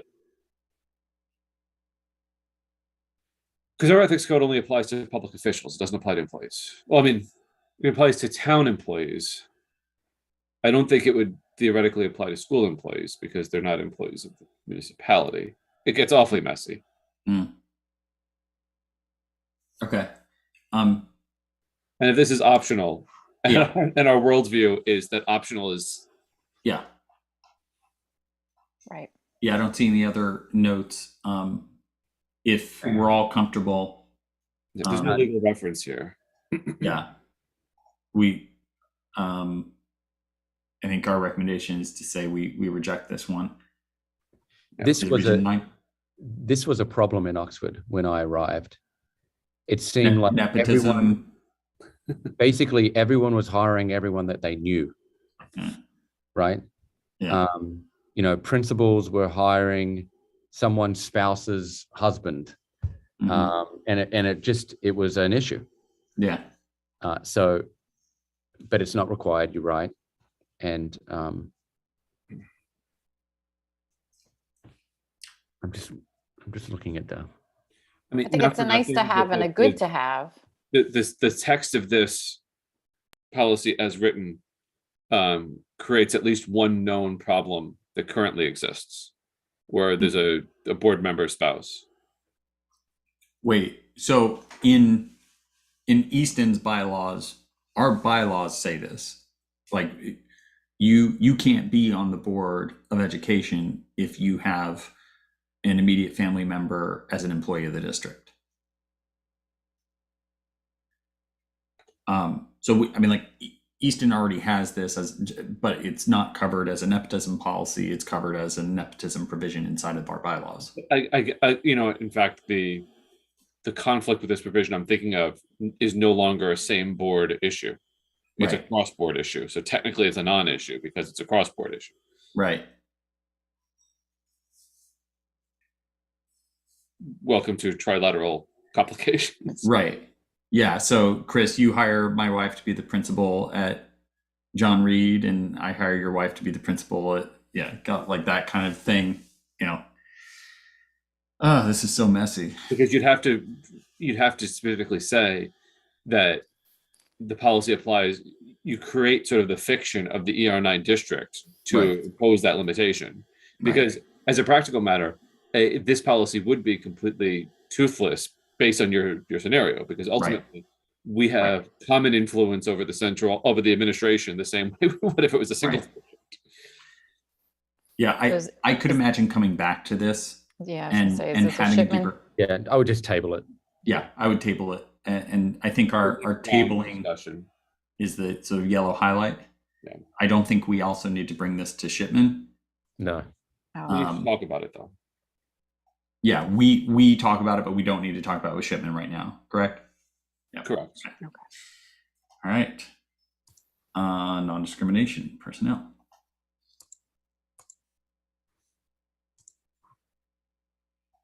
That's a lot of highlight. I found this one to be really lousy. Sorry. Yeah, and Dr. McKinnon, just to bring you up to speed, so that we've noticed a sort of different editorial tone between some and others, and there's sneaking into a few of them a lot of aspirational language as opposed to sort of just the facts. So we're going to pass it along to Shipman as a, hey, by the way, this is something you may want to think about as you work to clean up language over time, but not something that we're saying we want to create customized versions of these. We would only do that if it's really a sort of problem in terms of what it says. I don't understand for the life of me why this language is there. I mean, I see this kind of thing happen in the corporate world all the time, right? A supervisor says, hey, we need to go do this. And a really sort of intentioned, go-getter goes and says, oh, let me, draft the Declaration of Independence, preamble to the Constitution. And right. This is a junior associate proving they can write lots of words. Precisely. Well, and, stirring our souls to action in defense everything in these 3 paragraphs is covered by the first paragraph. And the statutory references. Right. Chris, what is GINA? GINA is the Genetic Information Non-Discrimination Act. Okay.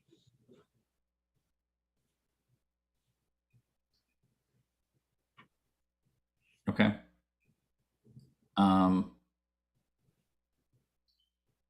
So we can refer this to Shipman, but is there anything here? I mean, it's inoffensive except as to style. Right. Like, and the potential downstream problem. But if they're going to provide us updates all the time, and Right. if the definitions change and they're going to make sure that they update the definitions, like, Right. fine. Yep. I just think it's a poor editorial choice. Yeah. I'm gonna.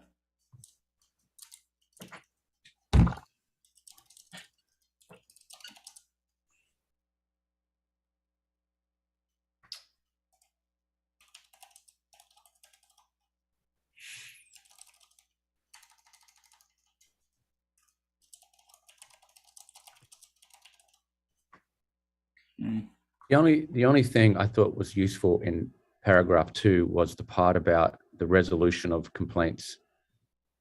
Mm-hmm. That may be elsewhere though. Okay.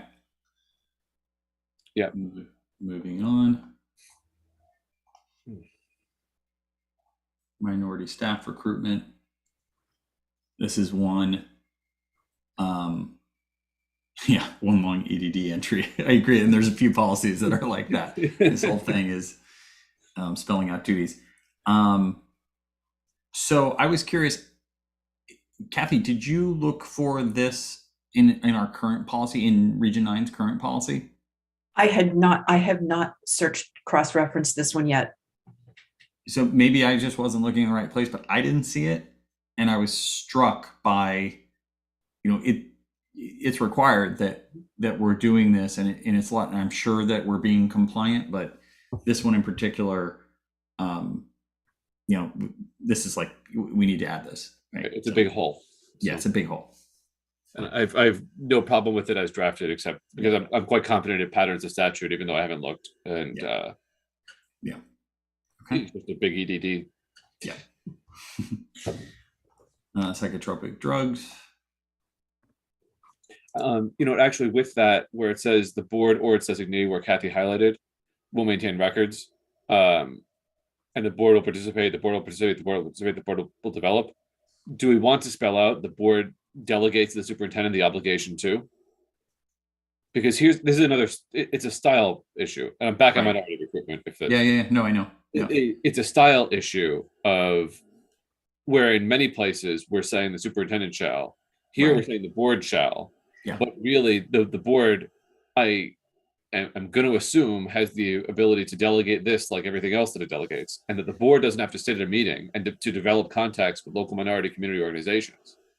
Yeah, and I like that, and I would argue that wherever, I think, as a part of our introductory text, where we're talking about heads of schools and principals and hims and hers and theirs, that we can spell out any place where it says the board shall, it can, read as the, because the board has certain obligations that are reserved to itself, and so if we just say anywhere that the board is the superintendent, we're delegating all board authority. No, I wasn't suggesting that. I was suggesting that the language could read something like the anywhere where it says the board shall, the board has the discretion to say the board or their designee. That just creates ambiguity in every single policy then. Where we have the board, so we actually have to go and edit. I would say that this, you could say, you might even say in the beginning, in accordance with CGS whatever, the Board of Education, through its superintendent, parentheses, the board, right? And then you've created that delegation in the preamble, and you don't have to change everything. But then we need Shipman to go through, like, to your point, they have not been tight about doing that in each instance where it's appropriate, and so we need them to do that. Right. Well, it's like, this one was it was interesting to me that only in number 6 did they specify or its designee and not anywhere else. And is there a reason for that?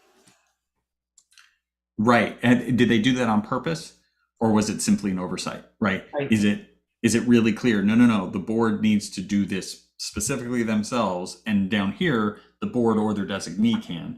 Or is it simply a function of it was a little bit sloppy?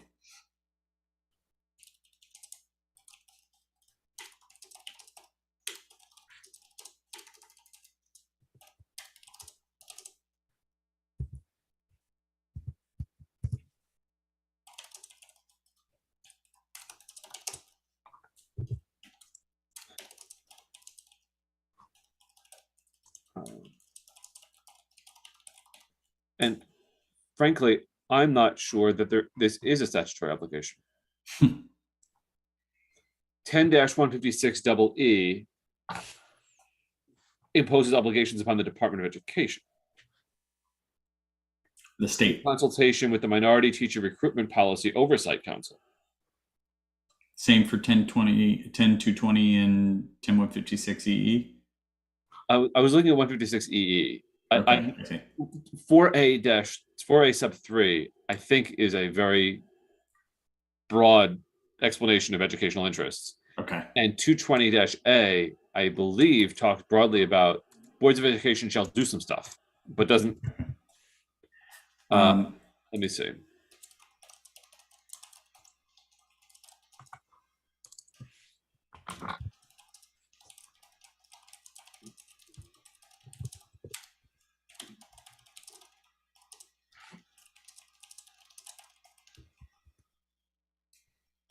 Here we go.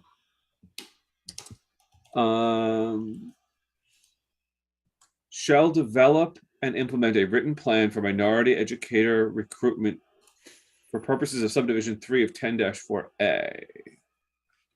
Okay, so I picked the So wrong that section. is in 4A. This is in 220 sub A.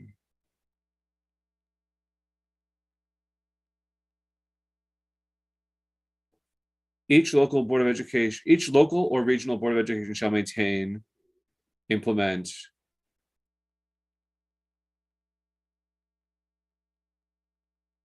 And it is a laundry list that includes shall develop and implement a plan for minority educator recruitment.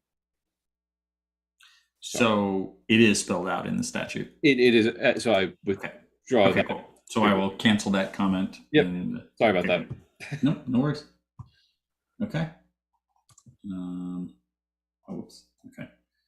So psychotropic drugs.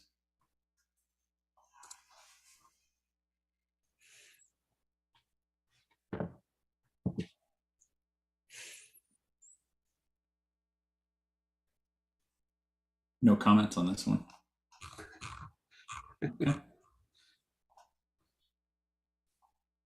504s.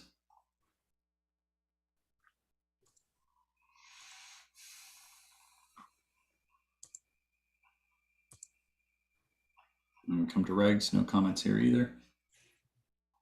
Okay. Discrimination and harassment.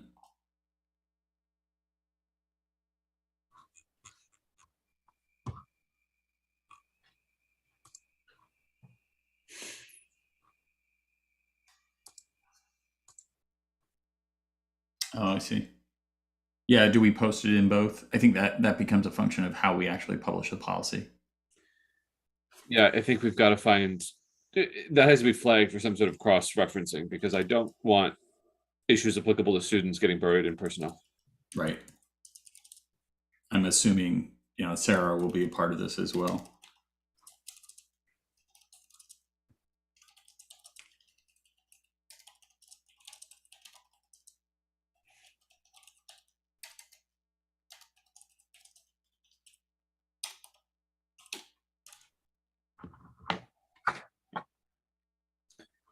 So this next paragraph, I don't understand why it's here. Because this is a policy regarding the prohibition of sex discrimination and sexual harassment. And then it specifically says, this is what violates Title IX. But even if it doesn't violate Title IX, it still might violate other laws or another policy. Like, who cares? Yeah. We don't allow sexual harassment or discrimination as defined above. I think junior associate getting paid by the letter, maybe. Like, from the board's perspective, I don't care whether it violates Title IX, Title VII, CFEPA, or anything else. I just don't want it to happen.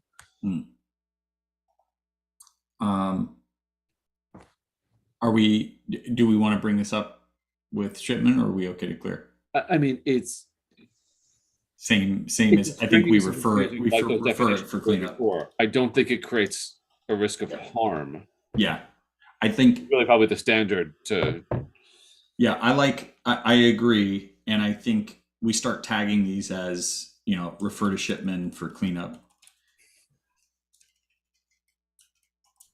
and then we can collect. I can go back through these. We don't need to make it the part of any of our conversations with Shipman because we don't need to pay for that. But we can it's an do them a incidental favor memo, and say basically. We have flagged these policies that you should take a look at, sort of stylistic improvements. You might want to put it in front of a non-lawyer and see if they can make sense of it. Yeah. Attached regulations. So here's one of the examples. I think we touched on this maybe early last week. The idea that some of these policies specifically call out regulations, which gives us this sort of circular reference problem. And I think, this goes to you, Dr. McKinnon, whether or not you'll be comfortable agreeing to the regulations that are suggested by Shipman. And if so, then I think that gives us an ability to say, yeah, we're comfortable with this language. Right. You agree with that, Kathy? I know we're talking about one of your comments. Yes, well, it's just really to make a note that because they have attached regulations here, is the expectation it will be those, or are there different ones? Right. That's the overall just question. And then I guess to that point, at what point do the regulations then become, because many of these have regulations, at which point do those become attached to the policy? Is that after the policies have been adopted, or is it in simultaneous to that? Right.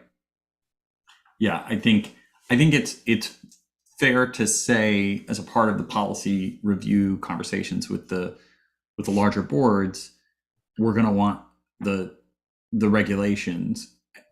We probably can say to the boards, here is the recommended, where it matters, it's important that the regulation, because it's referred to in the policy specifically, here is the sample that we believe is going to be approved. I don't know if everyone's going to be comfortable with that, or if it's going to be, if we approve this policy, here is the regulation that will be referred to. Mhm. I mean, I guess, Dr. McKinnon, because really the regulations are your world. I mean, many of these, the expectation is that the superintendent writes them. So how do you see that working?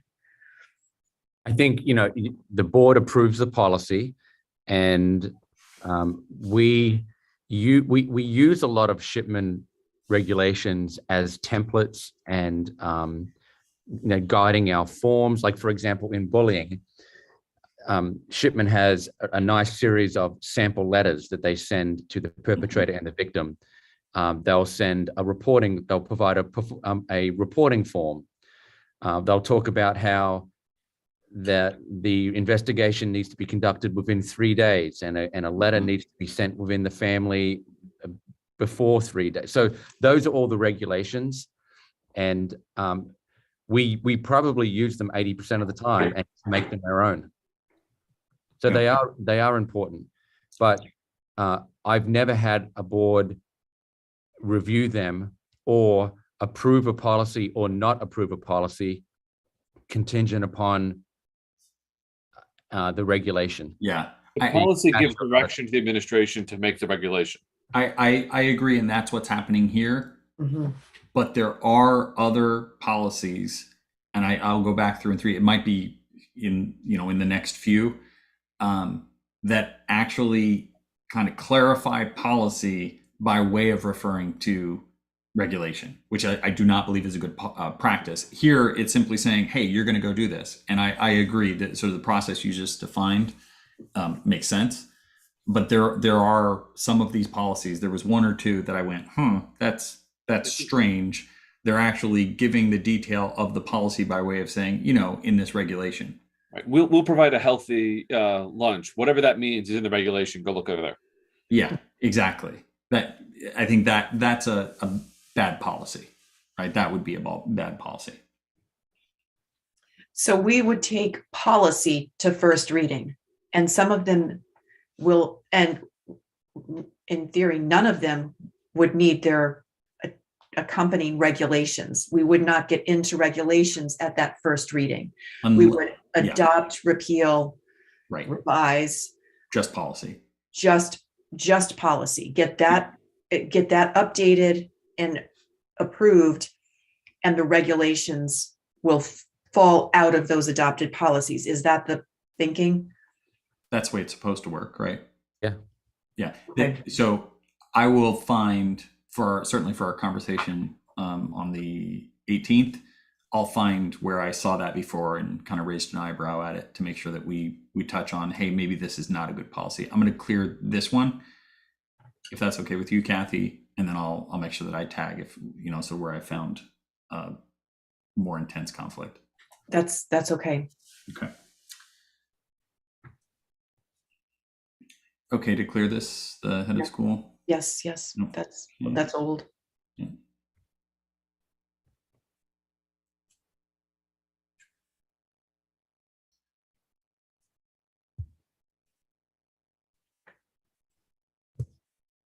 Chris, can you give context here? And I know we only have a couple minutes, but Yeah, hang on. conflicts with the rule a few paras up. Right. about town So, principal. so here it says that Oh, a few Any board paragraphs employee- up. Okay. Right. a few a board employee in receipt of such and such shall immediately inform the town line coordinator. Yeah. But above it says you should tell I should have highlighted where it says that.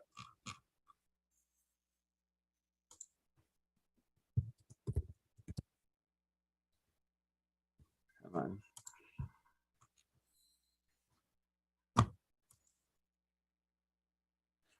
Any board employee with notice of sex discrimination or sexual harassment shall immediately report such information to the building principal and or the title line coordinator, or if an employee doesn't work in the building. So that section is in apparent conflict with this sentence. Yeah. Like it I can't be agree. both. Yeah. It's either both need to say principal Yeah. or title Well, there's a line difference coordinator. between notice of sex discrimination and receipt of allegations of sex discrimination. But you're starting to split hairs there. I don't understand why they're two different things that are separated by 3 paragraphs. Because I could be on notice of something without having received allegations of something. Like if I observe behavior, I'm on notice of a situation. But if John, you tell me that, Bob has sexually harassed Janet, that's in receipt of allegations. But in that circumstance, you shouldn't be telling me that anyway. You should be telling the building principal or the title line coordinator because you now have notice of that based on the paragraph above.